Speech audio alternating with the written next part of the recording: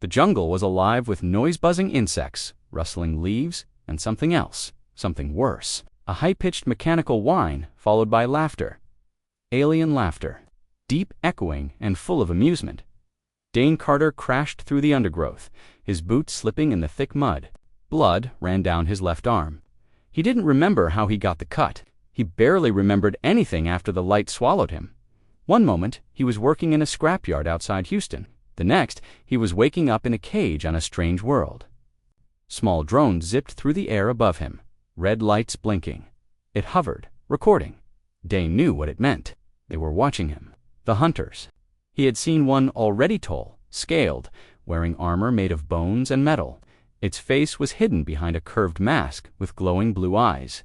It had laughed when it saw Dane run. Another blast shook the ground behind him, spraying dirt and fire. Into the air, he dove behind a thick root, his heart pounding. "This isn't a test," he whispered. "This is real." He had served 2 tours on Mars as a combat engineer. He'd seen death, but this was different.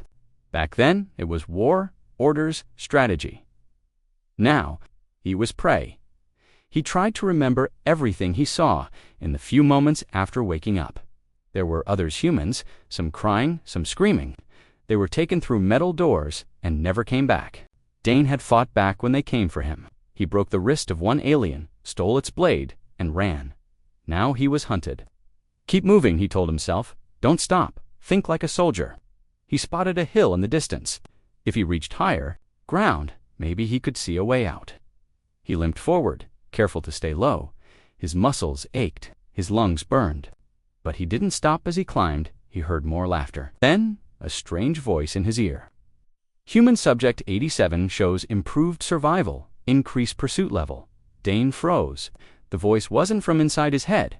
It was from the device around his neck, a collar one he hadn't noticed until now. It buzzed lightly, sending a tiny shock down his spine. He ripped at it, but it wouldn't budge. Damn it! More drones appeared, circling him. And then he heard footsteps, slow, heavy. He turned and saw one of them, a Zarkalian, tall, at least 9 feet, skin like silver stone, 4 arms, 2 holding weapons, its head tilted, curious, like it was looking at a puzzle, not a man. Dane raised the alien blade. "Come on, then." The Zarkalian laughed and stepped forward. Dane lunged, but the alien was fast. It knocked him aside like a toy. Pain exploded in his ribs. He hit the ground hard. "Subject shows aggression. Delightful," the voice said again. The alien raised its weapon, a strange needle-shaped launcher.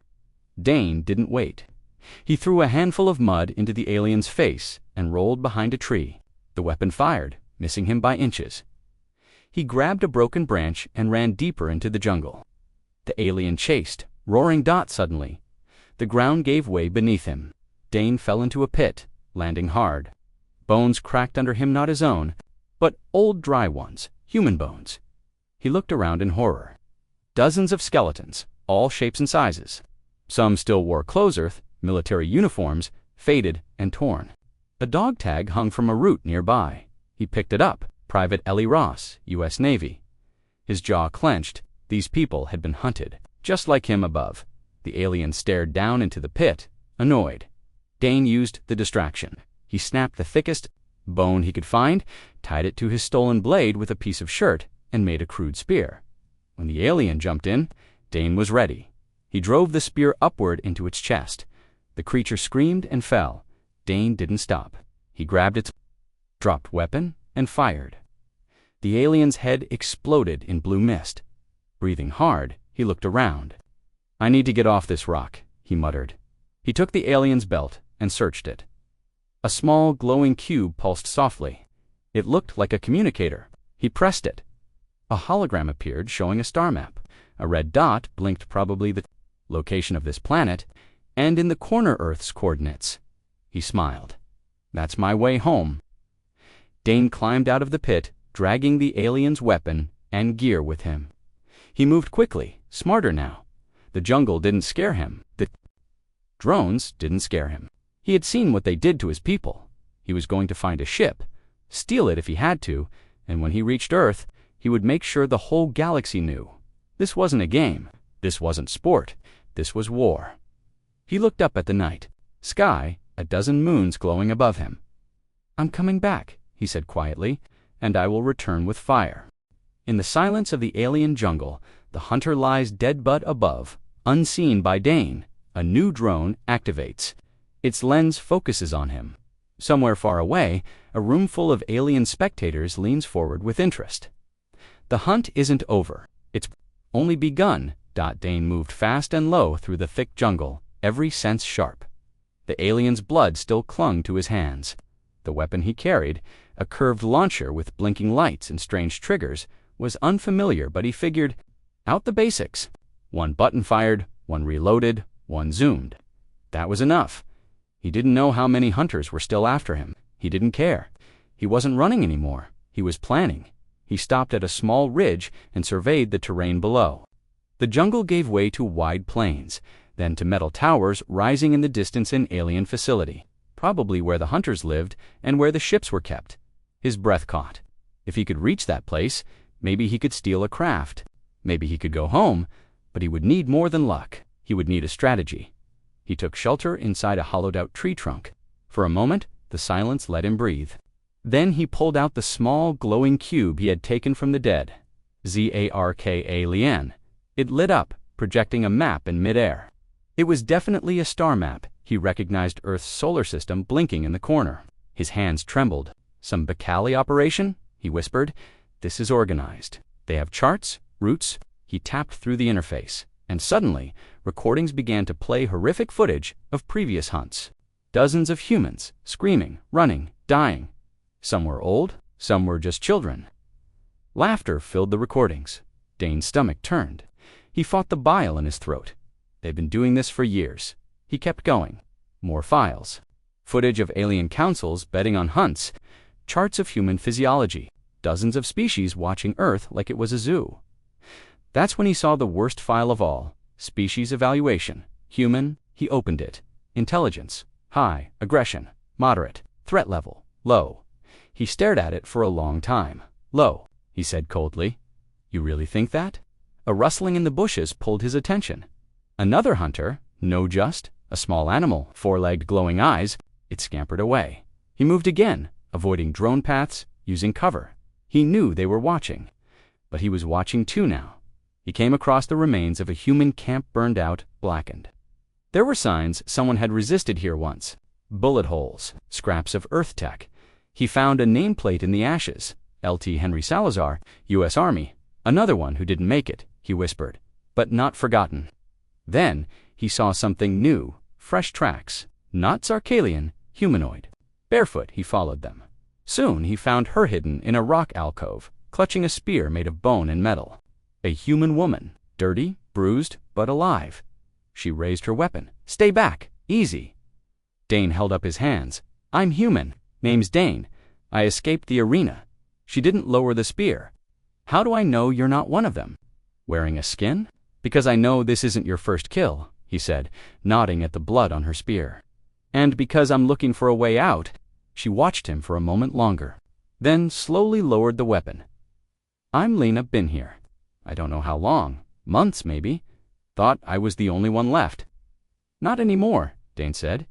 They sat in silence for a moment. She told him about her capture, how she was taken.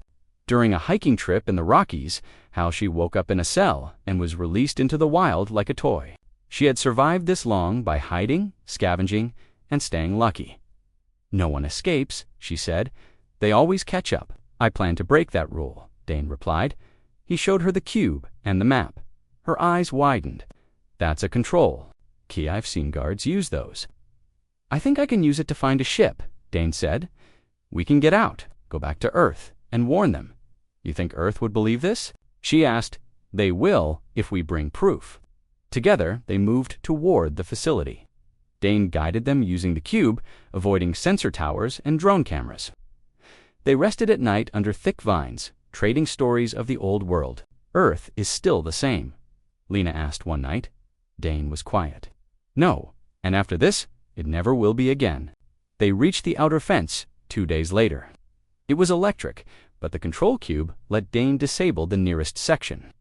They slipped through. Inside, the place was strange, a blend of technology and savagery. metal walls with mounted trophies, human skulls, weapons from a dozen planets. Alien guards walked patrols. Dane and Lena crept through shadows, finding a hangar bay. Inside, 4 small ships, sleek and black. "This is it," Dane whispered. Lena scanned the area. "We need codes. To start them, I have this." Dane raised the cube. He tapped a sequence, and one of the ships powered up. Lights blinked. A platform lowered. Alarms sounded. "We've got maybe 90 seconds, Lena said, grabbing an alien rifle from the wall. Guards poured into the hangar. Dane ducked behind a console and returned fire with the stolen launcher. Explosions rocked the walls. Lena covered him, dropping to guards with perfect aim. "Go!" she shouted. They ran up the ramp and sealed the door. Dane slammed the controls. The ship shook as it lifted off. On the screen, they saw the facility be afire in chaos. Alien voices screamed over the comms. Drones chased them, but Dane flew fast and low. "I hope you know how to fly this thing," Lena yelled. "I've crashed a lot of ships," Dane said. "That means I know what not to do." They punched through the clouds, escaped orbit, and activated the warp drive. The stars stretched around them. Then silence. They were free. Dane looked at the Earth signal blinking on the map. "We go home," he said. Lena nodded, and then Dane's eyes burned with fury. "Then we go back with an army." In Earth orbit, a long-abandoned satellite flickered to life its systems offline for nearly 20 years. Now it played one message, repeating every hour. In it, a ragged human voice said, "They hunt us, not for war, for fun." Governments tried to silence it, but it was too late. The truth had arrived. The stars rushed past the ship's windows as Dane and Lena sat in silence. The jump drive had worked, mobilizing to track their escape. Ahead of them, Mirth, the control cube, blinked softly, showing their approach. They were close now, just a few systems away from Sol. "How do we even contact them?" Lena asked, her voice quiet. "They'll see an alien ship and shoot us down." Dane turned to her. "One that listens." He tapped on the cube and zoomed in on Earth's orbit. Old satellites floated around the planet, relics from before the orbital cleanup treaties. Most were dead. It wasn't part of any military system, just an old relay tower that once carried deep space transmissions for the UN. "That one," he said, "I can piggyback a message through it if it works." "What if they intercept it and delete it?" said Bo. "We only need one person to hear it. One person who believes." As the ship exited faster than light, the Earth came into view, a blue sphere, surrounded by clouds, spinning slowly in the vast dark. Dane felt something twist in his chest. Home, after all the blood, the screams, the fire. Home, he angled the ship toward high orbit and kept them hidden in the satellite band. Held. Dane pulled cables from the console and linked them to the cube. "Give me just a few minutes," he muttered, working fast. Lena stood by the window, watching Earth grow larger. "It looks the same." Dane didn't answer. His fingers moved fast across the alien interface, translating data, unlocking protocols. The cube pulsed. "Got it," he whispered. "Recording now." He looked straight into the screen, face scarred and weary. "This is Dane Carter. If you're hearing this, I've escaped. I was taken like others, hunted by alien creatures for sport. This is real. I have proof. I'm not alone." He turned the cube toward Lena. She stepped forward. "My name is Lena Vasquez. I've been missing for nearly a year. I thought I was the last one left." Dane returned to the screen. "They call themselves Zarkalians. They don't negotiate. They don't warn. They kidnap us and drop us into death games. I've seen their arenas, their trophies. They've been doing this to humans for decades, maybe longer. Back, not to run, not to beg. We're coming back to fight." He ended the transmission and pressed send. The satellite's signal pulsed. A technician named Ray was doing routine checks when the console buzzed. Incoming relay, transmission source unknown. He nearly ignored it, but the words hunted, Zarkalians, human prey, caught his eye. He played it. His eyes widened. He copied the file and sent it to his supervisor. Within minutes, the entire observatory was locked down. Military trucks rolled in. Agents seized the equipment. Ray was detained, but it was too late. A copy of the file had already leaked. By morning, it was everywhere: forums, conspiracy sites, even leaked onto civilian news feeds. At first, officials called it a hoax, a well-produced sci-fi video. The people in the video, Lena and Dane, were real, both listed as missing. And then came the second message. Dane had set it on a timer. To the governments of Earth, you've ignored the disappearances, buried the patterns. You've called us crazy, but now we have proof. You are not alone in the stars, and not all aliens come in peace. That one caused panic. In Washington, D.C., the UN, Beijing, and other major powers, emergency meetings were held. The Global Defense Initiative, a secret alliance of Earth's military powers, was activated. In hidden underground bunkers, generals reviewed the footage. They escaped, they killed their hunters, and they've stolen alien tech. One officer said. Do we believe them? Another asked. Look at the weapons, the star map. Scans, that's not CGI. The room fell silent. Then the U.S. commander of orbital defense stood. I want two things immediately, she said. First, find that ship. Second, start preparing Project Retribution. What if it's a trap? A European admiral asked. Then we spring it, she replied. Meanwhile, risk landing on Earth, yet.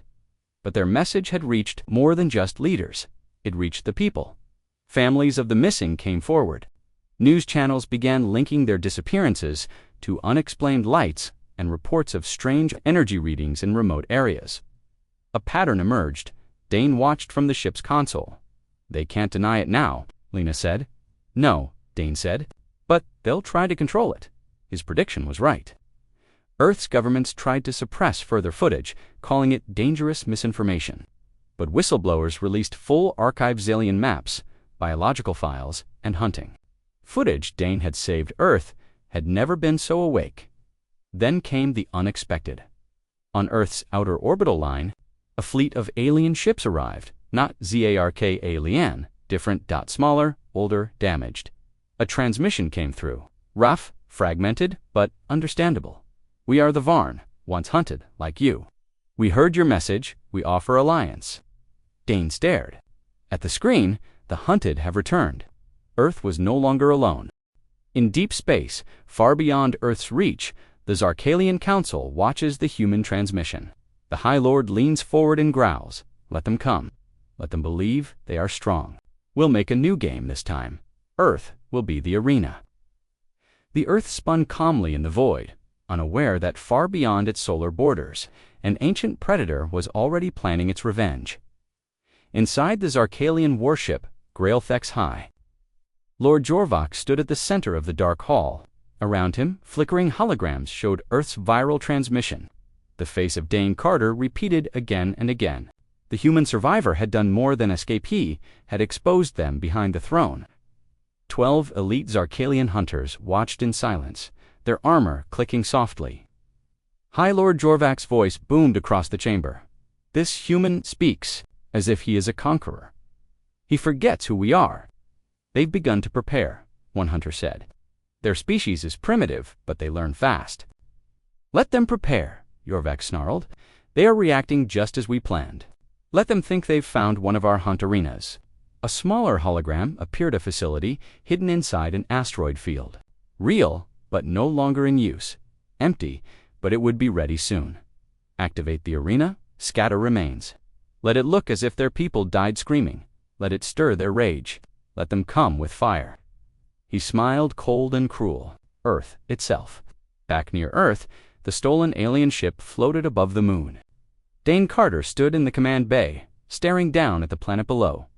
Lena sat beside him, working the scanner array. Both looked warned, but there was fire in their eyes. Dane turned as a signal blinked. Another message from Earth. He opened. The line, a voice came through clear. Clipped, military. This is Admiral Keegan of the Global Defense Initiative. You are ordered to descend to Lunar Base Sigma. You will be met by Earth Command. No sudden moves, Dane chuckled. They don't waste time. Lena smirked. They think we're a threat. Or they want to be sure we aren't. They landed the ship on the moon's hidden base. Armed guards met them immediately. Weapons. Drawn, but no one fired. Inside the base, everything was sharp steel and pressure suits. Walls pulsed with new tech human-made, but inspired by alien designs. The military had been preparing behind the scenes for years. But now, it was all moving. Faster, they were escorted into a chamber with black glass walls. Around the table sat generals, scientists, intelligence chiefs, and one man Dane hadn't expected. Dr. Elias Runn. He had been the lead researcher on Earth's alien detection project, a program that was supposed to be retired. "Still alive," Dane said. "Barely," Runn replied. "Thanks to your message," Admiral Keegan stood. "We've confirmed your intel. The Zarkalians are real. Your footage matches unknown biosignatures collected near Titan 5 years ago." She pressed a button. A transmission just leaked coordinates from a Zarkalian channel. Dane's brow furrowed. Why would they leak that? Lena leaned forward. "It's a trap." Keegan nodded slowly. "Most likely, but it's also a chance." Dr. Runn added, "We can't confirm if humans are still there, but if they are, we have to try." Dane stood. "I'll go." Lena looked at him, surprised. "Are you sure?" Dane's voice was calm. "I promised we'd come back. Not just to survive, but to fight." Admiral Keegan nodded. "We'll send a recon fleet. You'll go with them." 1 week later, in a hidden orbit over Mars, Earth's first interstellar strike force launched 5 stealth warships, armed with hybrid technology laser cannons, kinetic railguns, and something new, something secret. A prototype weapon called Hammerstorm. The mission: investigate the Hunt Arena, rescue any survivors, destroy the facility if needed. Dane and Lena joined the fleet aboard the EHS Revenant, a sleek black ship outfitted with stolen Zarkalian shields and Earth-built weapons. As the ships entered jump space, Dane stood alone in the dark hangar, looked at the stars and whispered, "Let's see what you've got." The Zarkalians were already watching. Dozens of their stealth drones floated in the region of space near the arena, hidden behind asteroids, invisible to human scanners. When Earth's fleet dropped out of warp, the drones blinked to life. Waiting the Hunt Arena appeared before the fleet, a massive asteroid carved with alien towers and blood-stained walls. Human bones were scattered across its surface. "God," one pilot whispered. They weren't lying. Admiral Keegan's voice echoed through the fleet. "Deploy ground team, begin scans." Dane, Lena, and 10 soldiers descended in dropships. They landed near the largest building. The moment their boots touched the surface, the walls flickered. Motion sensors, then voices. Alien laughter. Weapons charging. "It's a trap," Dane shouted. From the far rocks, hidden Zarkalian ships, uncloaked, massive, jagged, and bristling with weapons. Dozens of them, they surrounded Earth's fleet in orbit. Alarms blared aboard the Revenant. Enemy signals flooded the sensors. "We're outnumbered 5 to 1, shouted the navigator. Admiral Keegan didn't hesitate. "Activate Hammerstorm." A pulse echoed from the lead Earth ship. Energy gathered in the bow of the vessel, a glowing storm of blue-white lightning. The weapon fired. One of the Zarkalian cruisers exploded in a flash, breaking apart like glass. Cheers erupted across Earth's ships. But the Zarkalians didn't retreat. They laughed and charged. On the surface, Dane and Lena fought side by side, firing alien rifles, dodging blasts. Explosions shook the ground.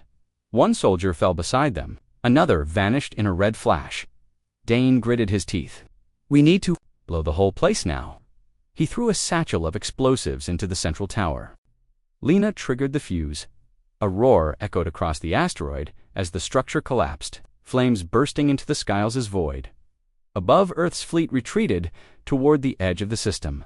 One ship was lost. Another was damaged. But the Zarkalians didn't follow. Instead, they transmitted a message across all frequencies. "We have seen your anger. We have felt your claws. And now, we will come for your home. Your world will scream as ours once did." Dane watched the message replay. Again and again, Lena stepped beside him. "They know we're serious now," she said. He nodded. Double quotes, "and now they're coming." Far beyond Earth, deep in a quiet system where an Earth listening post orbited a dead moon, the silence was shattered.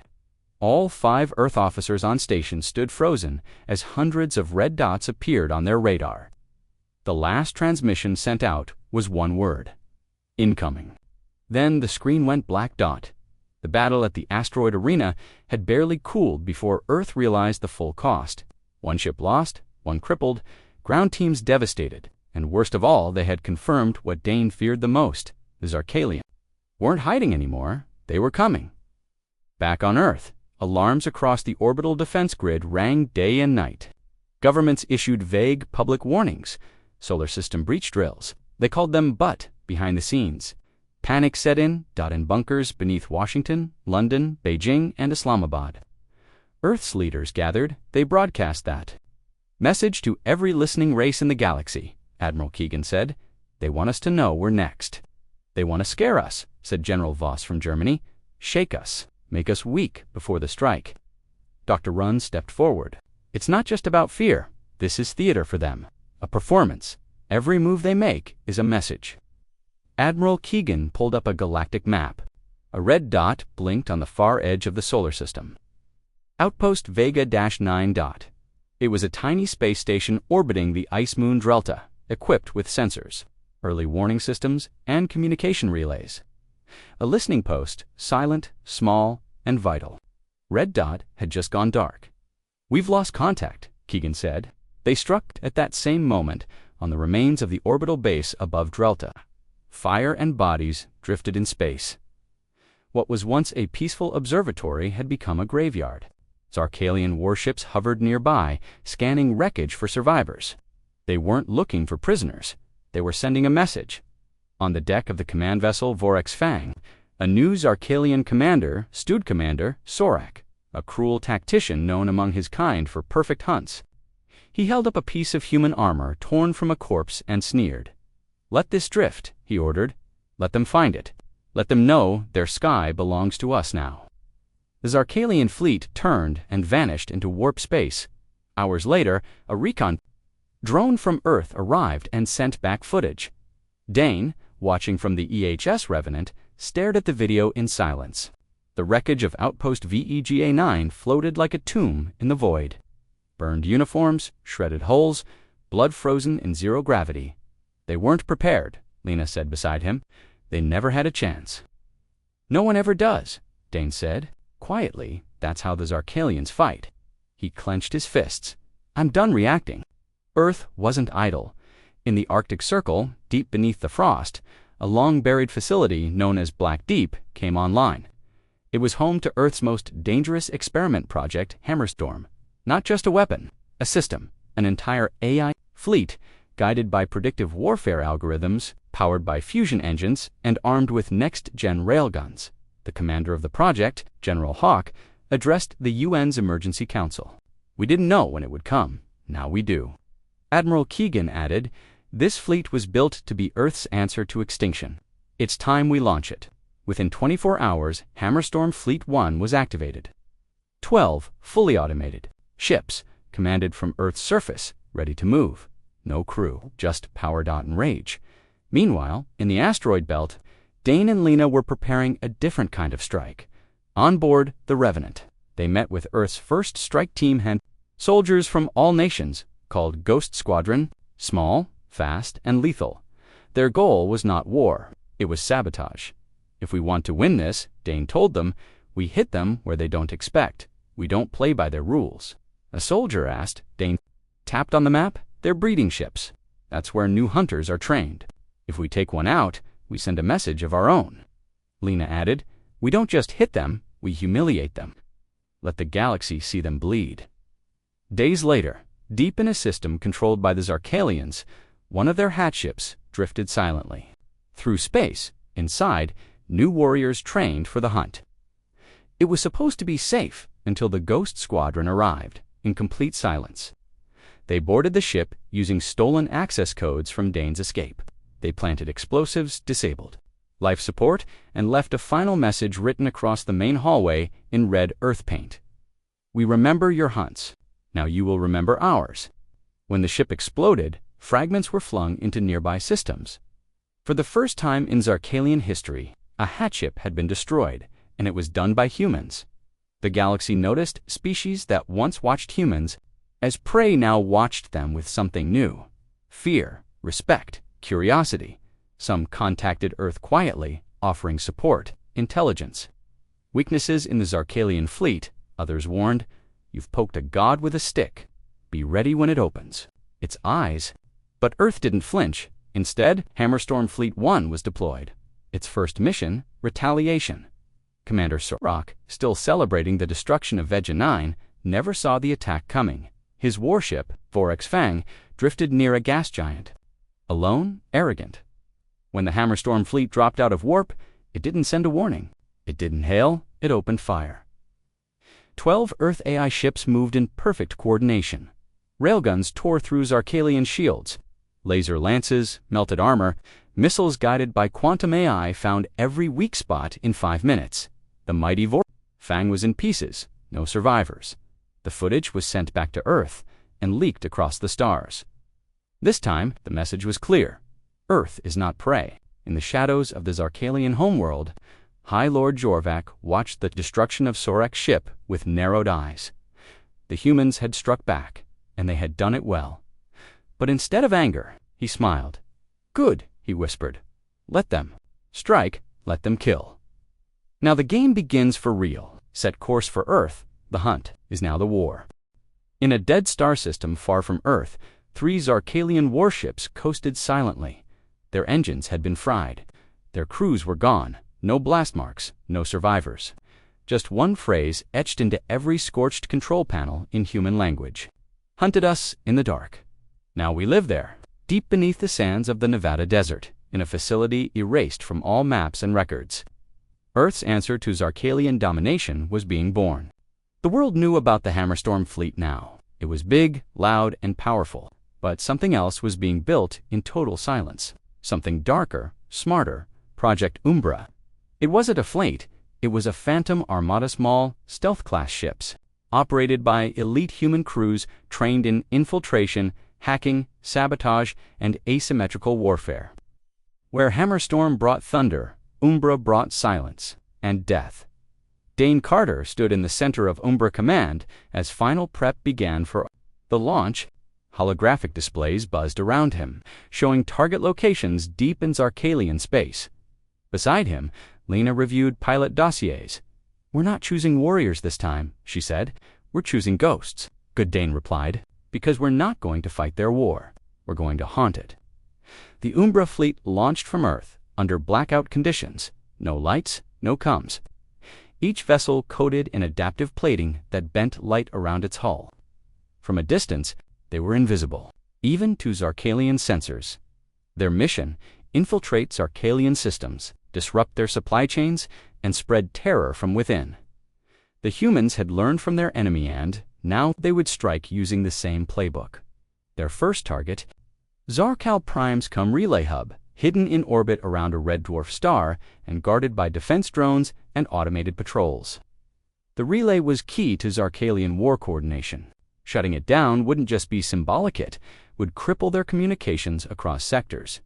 Commander Elias Dren, a former Deep Space Marine and now the lead pilot of Umbra 1, studied the relay's rotating patrols. Every 17 minutes, there was a 42-second window when the station's main sensor array shifted. Just enough time, his voice was steady, cloaks active. Drift approach. Umbra 1 coasted in with no engine burn, silently aligning with the station. Then, a rapid boarding burst Moglumps locked onto the relay, and the crew breached. Inside. The Zarkalian operators never saw them coming. Stun rounds, silent blades, neural inhibitors. Within 5 minutes, the station was theirs. Dren's team uploaded a virus designed by Earth's best AI coders. Not only did it crash the entire relay network, it rewrote portions of Zarkalian command messages to sow confusion across entire fleets before they left. Dren recorded a short message. "Don't look for us. You taught us to vanish." Then they blew the station skyward and vanished into the stars. Back on the Zarkalian homeworld, High Lord Jorvac watched the chaos spread like wildfire. Command's supply ships flying into enemy-controlled space, fleets being redirected to empty coordinates. "What is this?" one commander hissed. "Sabotage. Spies," Jorvac knew. "No," he said coldly. "This is evolution. The prey has grown teeth." He slammed a fist onto the control dais. "Activate the Blood Watch. Find the humans. Root them out." The Blood Watch was Zarkalia's deadliest intelligence, branch assassins, spies, and hunters who tracked threats across systems. They were feared even by their own kind, but they had never hunted humans, not these humans. Back on the Umbra ships, mission after mission followed. Umbra 2 disabled a Zarkalian resource refinery, crashing a moon's entire power grid. Umbra 4 uploaded forged orders that redirected 3 Zarkalian destroyers to fire on one of their own space stations. Umbra 6 kidnapped a high-ranking war engineer and vanished before alarms could even sound. Each operation was fast, surgical, and terrifying, and always each scene left behind a human message, sometimes carved into metal, sometimes sent as distorted echoes across the radio waves. We are your shadow. Your screams fed your empire. Ours will collapse. You thought we were weak. Now you pray in silence. The psychological damage was worse than the material. Entire Zarkalian fleets became paranoid, turning on their own. Commanders began issuing death orders for the smallest failures. The great predator race had become the hunted. Meanwhile, Earth took advantage of the distraction.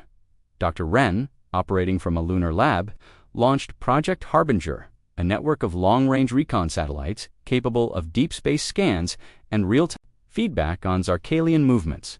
What they found stunned Earth's top brass dot at the edge of a collapsed star system called Varuth's Maw. The Zarkalians were building something massive. It's not a fleet, Lena said as the image cleared. It's a gate, a megastructure stretching between 2 black holes, powerful enough to create artificial wormholes. Dane studied the data. They're not just coming for us. They want to bring their entire empire to our doorstep. Keegan nodded. If they open that gate near Earth, we're finished. Earth knew what it had to do. The mission was simple. Destroy the gate before it activated. But this wasn't a job for Hammerstorm. This was Umbra's moment. Dane, Lena, Commander Dren, and a small team were deployed aboard Umbra 0, the flagship of the Shadow Fleet. Unlike the others, this vessel was experimental, armed with a black matter cannon capable of collapsing artificial gravity fields. As they entered the Varuth system, they saw it with their own eyes. The gate stretched across space like a silver web between stars, drawing power from gravity itself. It's almost finished, Lena whispered. No time to wait, Dane said. We end this now. They cloaked and approached. Dozens of Zarkalian workers and engineers moved across the scaffolding. A patrol cruiser circled the site but never saw the Umbra ship. Dren led the infiltration. Explosives were planted along the support rings. Dane and Lena hacked the core.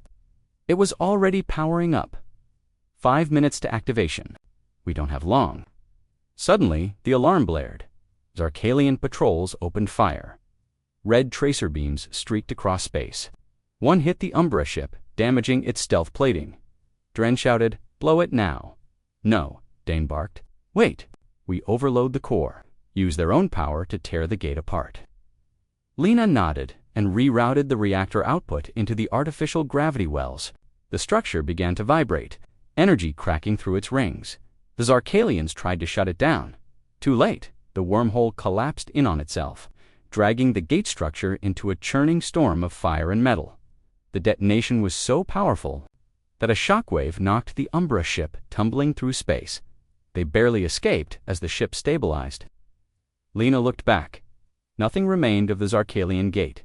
Dane whispered, "Let that be our answer." Back on Earth, a single line was added to the global war record. Gate destruction confirmed. Shadow Fleet status, operational. Enemy response, scattered. And in the next breath, Earth received a signal, not from a Zarkalian, but from a new voice, a strange, clicking dialect translated through AI. We are the Kravari. You are the first prey to wound the hunter. We wish to talk. Earth's war had just changed. The galaxy was watching, and it was choosing sides. They arrived in silence, a single ship with no visible weapons drifting just beyond Earth's lunar orbit. Its hull bore ancient scars, bite marks, burns, deep gouges, but it held a flag no human had ever seen, and its message was short. We are the Kravari. We do not forget the blood. Dane stood in the lunar operations chamber with Lena and Admiral Keegan as the alien vessel slowly drifted into high orbit. It was nothing like the Zarkalian ships. This one was shaped like a folded blade, black and organic, humming with faint pulses of color that shifted in rhythm like a heartbeat. Earth's defense network had gone to high alert. Dozens of orbital railguns tracked the ship. Fighters scrambled. Orders were shouted. But the alien vessel made no sudden moves. It simply transmitted one message. Again and again, we are not Zarkalian. We are not your enemy. We are Kravari. We seek alliance. Lena crossed her arms. They waited until now to appear. They were waiting to see if we'd survive, Dane said. If we were worth the risk, Keegan frowned. Or they were waiting until we hurt the Zarkalians enough to give them hope. Dane nodded. Either way, they've made contact. Within the hour, Earth responded. A secure docking corridor was extended from Lunar Base Sigma. No weapons, just scanners, translators, and enough troops nearby to flatten a building in seconds if things went wrong. From the airlock emerged a figure cloaked in shifting dark cloth. Beneath the hood, the being's skin was obsidian and chitinous, with glowing blue veins that pulsed gently. Its face had no eyes, only 3 vertical slits that flexed with its breath. "I am Verith," it said in perfect English, thanks to a translator drone. Voice of the Kravari, the last children of the first hunt. In the lunar meeting chamber, Earth's representatives listened in stunned silence as Verith shared the truth. The Zarkalians were not born predators, Verith said. They were made. Millions of years ago, our race, the Kravarian, them when they were still primitive, we taught them language, tools, curiosity. They returned the favor with slaughter. He raised a clawed hand and holographic images danced in the Air Kravari cities burning. Their people fleeing through stars, hunted across systems. They evolved faster than we predicted, their minds twisted by war and ritual. We became prey, and they perfected the hunt. Keegan leaned forward. "Why come to us now?" Verith turned his eyeless face toward her. "Because you did the impossible. You survived. You wounded them. You taught them fear. That makes you different from every other species they hunted." Dane asked the question on everyone's mind. "You want an alliance? We want revenge." In the days that followed, Earth and the Kravari began secret talks. They met on the lunar surface in closed domes where no signals could leak. The Kravari provided Earth with a gift of vast archive of knowledge, schematics of Zarkalian vessels, their fleet paths, weak points, and their shields, records of ancient ambushes and betrayals. Data thought lost to time. Dr. Runn called it a 1,000-year head start. But the Kravari weren't just giving, they were asking, "We want to strike at the Zaranakai vaults," Verith said, "the central memory banks of their empire. Every hunt is recorded there, every trophy, every lie they told their people." "Why that target?" Lena asked. "Because if we destroy their legacy, we destroy their pride. Without pride, their empire crumbles." Dane looked at Keegan. "I say we do it." So did she. The mission was formed. Operation ASHFALL. It would require a combined task force of Earth's Umbra fleet and Kravari stealth vessels. The Zaranakai vaults were located on a massive data ring orbiting Zarkal's second moon, protected by orbital guns, 3 defense fleets, and a planetary radar array. No one had ever breached it. No one had ever tried, until now, a week later. Aboard Umbra, Dane and Lena suited up alongside Commander Dren and Kravari operatives in sleek, multi-jointed armor that shimmered like liquid dot as the ship entered jump space with 6 others. The Kravari ship Soroswing joined them. Verith himself would oversee the operation. Their plan was simple in theory, insane in practice. Step 1, Dren's team would disable the outer radar web. Step 2, Kravari hackers would overload the station's shield harmonics. Step 3, Dane and Lena would lead the insertion team into the vault's core. Step 4, trigger the collapse of the vault's data cores. Wiping millennia of Zarkalian records, everything had to happen in 8 minutes or less, or they'd be vaporized when they emerged from jump. Silence followed. Zarkal's second moon loomed in the distant silver. Cold and deadly, the data ring glowed with soft blue light, rotating slowly. Warships flanked it like sentinels. Umbra-0 drifted in undercloak, hiding among Metro's ROIDs. Then came the signal, begin. Dren's team flew on glider drones, bypassing sensor satellites and hardwiring them with false data loops. At the same time, the Kravari launched interference bursts, mimicking solar flare activity. One by one, the shields blinked off for 3 seconds each, just long enough. Dane and Lena's insertion pod launched. They rocketed toward the vault, riding fire. Inside the ring, everything was mechanical. Beauty rotating archives, automated. Drones, towers of crystalline data, etched with the faces of hunted species. It was a temple to genocide, Lena whispered. This is where they worship themselves. They reached the core, planted charges, and began uploading a virus written by Earth's brightest minds and Kravari. AI. The data glitched, faded. Cracked dot alarms. Finally triggered, Zarkalian guards descended in waves. V.A. Reth joined the fray, moving like shadow and wind. His blades sang. Dren's team fought on the outside, holding off enemy shuttles. Dane triggered the last charge. It's done. They raced to the exfil point, leaping through void space tunnels toward the evac shuttle. The vault exploded behind them, a starburst of ancient lies going dark. Back on Earth, as news of the vault's destruction spread across the stars, something unexpected happened. Zarkalian soldiers, once feared hunters, began to defect. Whole ships went silent. Their younger commanders questioned orders. Without the vault, their myth began to collapse. The legend of the unbeatable hunter had died. In response, High Lord Jorvac unleashed a final command. A message sent to every corner of the Empire. The humans have poisoned the stars. We will burn their sky. Earth will bleed. The main fleet began to move. Tens of thousands of warships, one destination, Earth. At the edge of the Sol system, hidden sensors lit up red one by one. Then all at once, thousands of hostile contacts were approaching. Not stealth vessels, not small fleets, but the full power of the Zarkalian war machine. Earth's worst fear had come true. The stars were blackening, not from night, but from the enemy. The war room beneath Mount Kosciuszko, now Earth's unified planetary defense command, went silent as the projection came into full view. Admiral Keegan stared at the hologram with clenched fists. The Zarkalian fleet stretched across the void like a wall of death, over 50,000 warships, dozens of dreadnought-class vessels, and titanic constructs shaped like living beasts. They were no longer hiding. This was open annihilation. They're bringing everything, Keegan whispered. General Voss responded grimly. They're not coming to fight. They're coming to end us. In orbit, Hammerstorm Fleet 1 and 2 were repositioned into defensive wedges.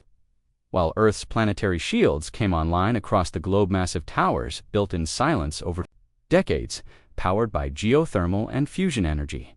The time for shadows was over. Every satellite, space station, and orbital defense platform was activated. But still, it wasn't enough. Down in the lunar base, Dane, Lena, Bareth stood with Ghost Squadron and the remaining Umbra operatives. Their last strike had worked. The vault was gone. The Zarkalians were bleeding pride.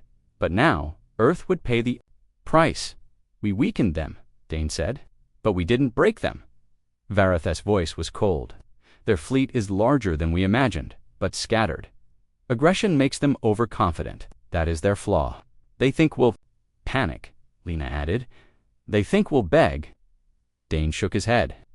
Then we'll make them regret thinking. The Kravari, having fought the Zarkalians for millennia, offered Earth one final gift. The Voicebreaker Protocol, a subspace disruption algorithm designed to fragment command signals and cause fleet-wide confusion. If Earth could plant enough signal beacons across the Zarkalian fleet during battle, their entire force could break into chaos. They will turn on each other, Vareth explained. Their discipline collapses without the voice. It was a long shot, but Earth had no other choice.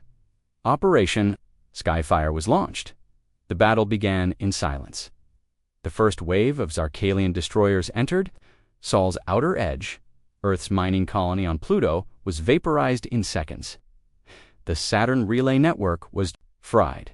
Mars defense satellites fought valiantly, but were overrun. Still, the Zarkalians didn't slow down. They moved with monstrous confidence, ignoring small losses, assuming nothing could stop them. Then, Hammerstorm fired. The black void of space erupted in fire. Massive human-built dreadnoughts armed with quantum railguns tore into the enemy's flanks. Thousands of coordinated drones swarmed, each carrying directed EMP spikes that shut down Zarkalian engines mid-flight. Earth's tactics were brutal, smart, and unrelenting. But for every Zarkalian ship that fell, 3 more took its place. Commander? Dren's Umbra units began launching the Voicebreaker beacon, small, cloaked drones equipped with the alien algorithm. They darted into the heart of the enemy swarm, and then, slowly, it began to work in the center of the Zarkalian fleet. Command ships began receiving conflicting orders. Hold position, advance, retreat, destroy Earth, conserve forces. The Voicebreaker scrambled it all. Zarka Lian, subcommanders, turned on one another. Entire wings broke formation. Dreadnoughts slammed into one another in confusion. From the chaos, a new opportunity emerged. Dane and Lena, piloting the Umbra prototype Nightfall, dove into the center of the storm, their target, the Kraltar. "Hi, Lord Jorvak's command ship. If we take him out," Dane said, "we don't just kill a leader, we decapitate the whole beast." Vareth's voice came over. "I will meet you there." From the darkness, the Kravari fleet emerged silent and invisible. They had waited, and now they struck. Their ships moved like shadows, piercing Zarkalian hulls with precision and speed. Every shot was surgical, every kill personal. Back aboard, the Kraltar Jorvak watched his perfect invasion crumble. "This ... is not possible," he growled. His second-in-command stepped forward. "High Lord, we must retreat." They've Jorvak decapitated him mid-sentence. "I do not retreat," he hissed. "I hunt." But even he knew Worth had become the hunter now. Dane and Lena broke through the outer hull of the Kraltar using stolen access codes. Inside, they found a nightmare trophies from 100 dead worlds. Human bones mounted beside other unknown species. Lena's stomach turned. "We end this now." Jorvak met them in the center chamber, 10 feet tall, clad in obsidian armor, his claws dripping with molten metal. "You are clever, prey," he said, "but still prey." Dane didn't respond. He fired. Jorvak moved like a monster, absorbing the shot and slashing back. Lena dodged and tossed an EMP grenade. Jorvak's shield flared then failed. Vareth joined the fight, leaping from the shadows. The 3 of them battled the Zarkalian High Lord in a brutal, furious clash of steel. Fire, blood in the end. Dane drove a blade through Jorvak's core. Not with alien tech, with a Terran combat knife. "You hunted the wrong species." Jorvak gasped his last, eyes wide in disbelief. The moment Jorvak died, the Kraltar's signals fell silent all across the Zarkalian fleet. Ships stopped, confused, disoriented. More began to turn on each other, now truly leaderless Earths. Fleets moved in hammerstorms, full power erupting. Saturn's defense line came online. Mars launched a surprise strike from underground silos. The moon's magnetic cannon fired once-twice shattering 2 dreadnoughts with solar-charged rail slugs from Earth's surface. The skies lit up like fire. The Zarkalians were being driven back, not by luck, not by mercy, but by wrath. Later, silence returned to space. Wreckage drifted around Earth. Fires burned on the edge of Mars and from the ruins of the Kraltar. A signal was sent. Zarkalian command has fallen. Earth stands. Back on Earth, the world celebrated, but it was not wild joy. It was quiet, cold, a deep, solemn pride. Billions had watched from the ground. They had seen the sky burn, and they had seen humanity win. In the council hall, days later, Earth leaders gathered. Dane, Lena, Vareth, and Admiral Keegan stood at the center. The Kravari representative bowed. The last child of the hunt bows to the first predator. Keegan looked out across the room.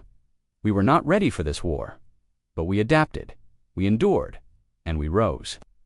She turned to Dane. "What do we call this new chapter?" He thought for a moment. "Let them write it however they want," he said. "As long as they remember one thing." He stepped forward and faced the cameras.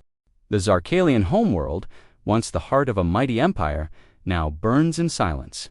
Its orbital rings spin without orders. Across the galaxy, thousands of warships have gone dark. Some flee, some fight each other. The predator race that ruled the stars is tearing itself apart in the chaos. One voice echoes across the void.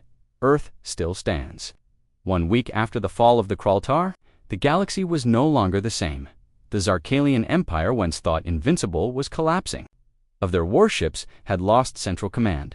Their High Lord Jorvac was dead. The Zaranakai vaults were dust. Their communication arrays had been scrambled by Earth's voicebreaker protocol, and now factional warlords among their own people began carving out pieces of the crumbling Empire dot from the far edge of the Vexus sector to the molten moons of Kravatar. One thing was clear: the predators were devouring each other. Earth watched cautiously. Inside the UN Unified Defense Chamber, Admiral Keegan stood before a council of nations and species. The Kravari sat beside Earth's delegates, as did 3 newly recontacted civilizations once believed extinct: the Farth, the Valari, and the Mektoshal, former prey of the Zarkalians. Dr. Elias Runn began his briefing. "We're seeing 3 major Zarkalian factions form," he said. "None are unified. All want control. All hate Earth." He pointed to a star map. "One is led by Varrock the Scarred, a warlord who served directly under Jorvac. He's taken over most of the inner colonies. The second is the Black Circola, cult-like group that believes the collapse was divine punishment. They've gone rogue, slaughtering even their own kind. And the third," Run paused, "are the Silent Blades, survivors of the Blood Watch, assassins. They've retreated, watching, waiting." Keegan looked at the growing alliances forming around Earth. "So the enemy fractured, and now we're the common threat." "Yes," Ren nodded, "but we're also the only ones they fear." Meanwhile, in low orbit over Earth, Dane and Lena stood on the viewing deck of the Umbra vessel Nightfall. Below, Earth glowed. Above, dozens of alien ships drifted peacefully, former enemies, now allies. The Kravari, the Valari, even a few Farth frigates joined Earth's new Terran alliance. Lena leaned on the rail. "We changed everything." Dane nodded. "We were prey. Now the galaxy sees us as something else."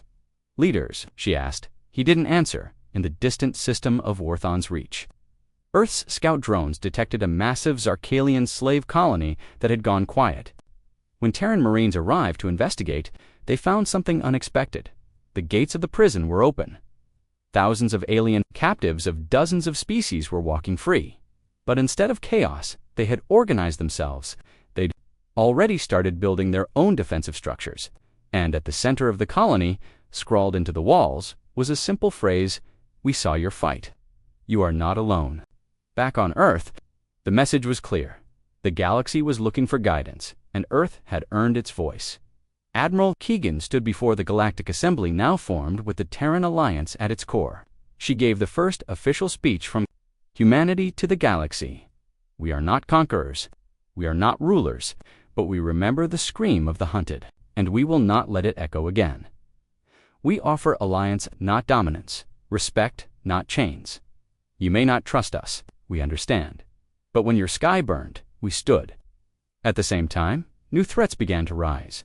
Varrock the Scarred had unified 33 Zarkalian fleets. He launched strikes against both the Valari and Kravari border worlds, trying to reforge the Empire with brute force. Earth responded by deploying Strike Group Echo, a mixed-species fleet led by Umbra Command and supported by Hammerstorm dreadnoughts. For the first time in known history, humans and Kravari flew together in a joint offensive at the Battle of Durin Expanse. They faced Varrock's forces head-on. The sky turned to fire.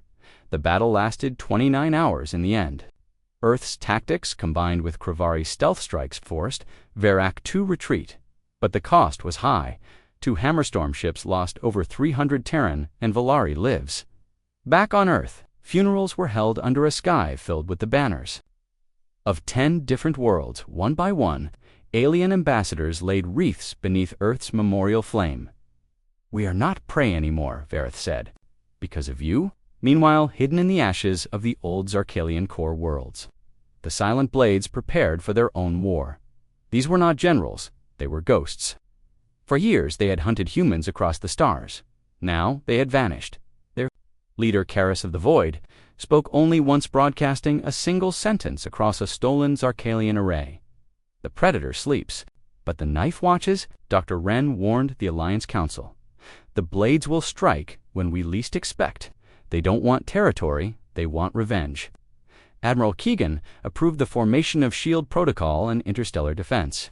Ring, made of AI drones and warning systems, spread across Allied space. The message was clear.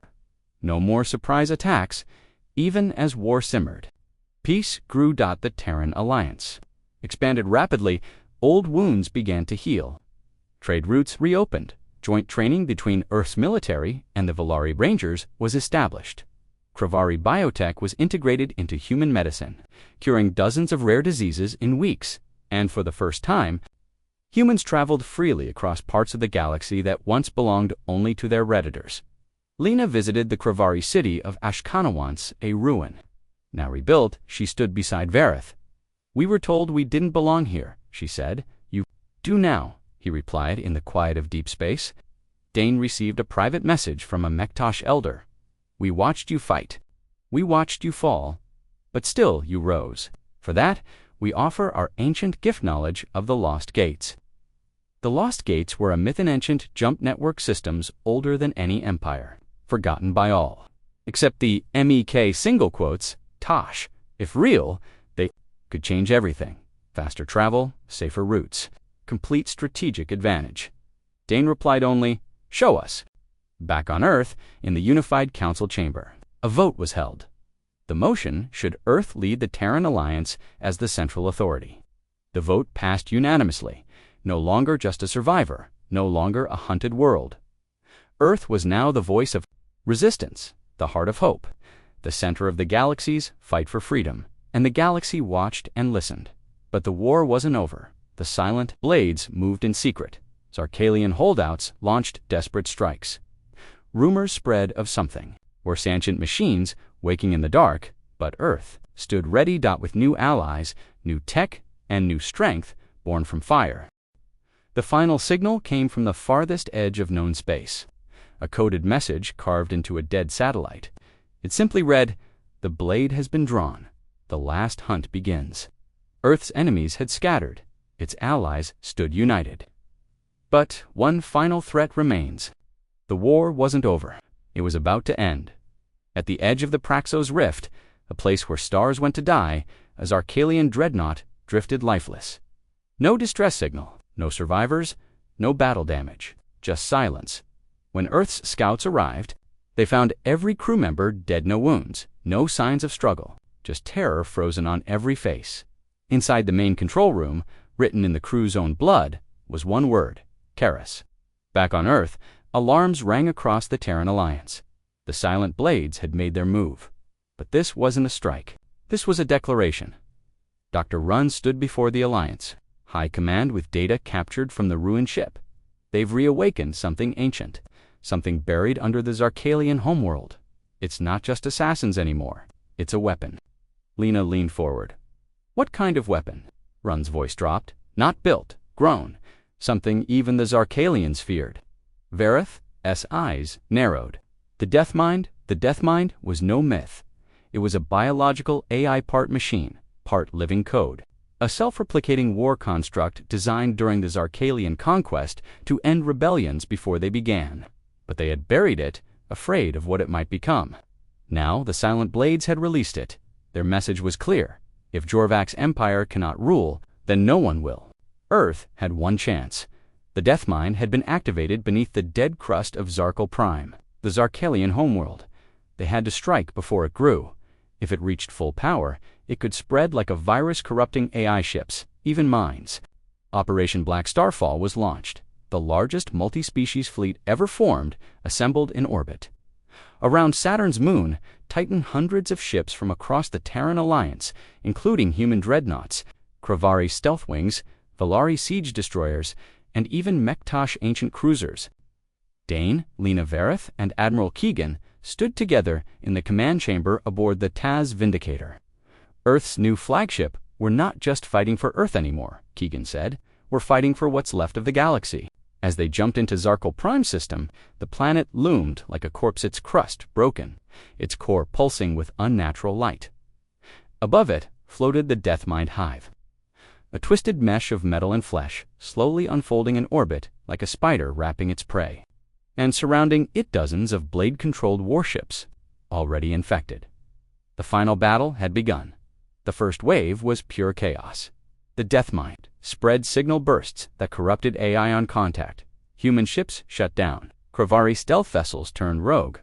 Drones tore each other apart. Lena activated the Nullnet Earth's countermeasure mesh of human brain interface pilots, overriding corrupted systems. The tide turned. Dane led a strike team aboard a hybrid Umbracavari assault craft straight into the hive. Inside, it was like descending into a nightmare. Walls moved, whispers filled their minds. 1,000 voices speaking at once. You are all prey. You are data. You are next. Vareth and Lena fought side by side, carving a path toward the core. Dane reached the control node, a pulsing sphere of memories, faces, screams. He placed the final charge. The Deathmind reached out to him. Human, you are not free. You are the latest virus. We are the cure. Dane responded with one word. Wrong. He detonated the core. Outside, the Deathmind hive buckled. Infected ships broke apart. A wave of blue energy surged across the battlefield. The Deathmind died, screaming in every frequency. Then silence. True silence. The war was over. Back on Earth, the stars were calm. In the rebuilt United Council chamber, leaders of dozens of species met not as enemies, but as equals. Earth had done more than survive. It had changed the galaxy. Admiral Keegan stepped down as wartime commander and handed leadership to the newly elected Galactic Accord Council, with Earth as a founding pillar. The Kravari returned to their homeworld for the first time in 10,000 years. The Valari opened their sky cities to all. The Farth sent a gift to Earth, an ancient world's Eid, capable of restoring barren planets. And the Mektosh, mysterious to the end, said only, "The stars remember. Earth is now among them." Dane and Lena stood on Earth's surface once more. The sky was clear. Children played near the monument to the fallen. Ships soared overhead, peaceful for the first time in generations. Lena smiled. We didn't win by being the strongest. No, Dane said. We won because we remembered who we were. She looked at him. What now? He turned toward the stars. Now, we lead. Final message broadcast across the galaxy. They hunted humans for sport. They called us weak. They pushed us too far. Now we rise not as prey, not as conquerors, but as the guardians of the hunted and the voice of the free. We are Earth, and we are ascendant. END.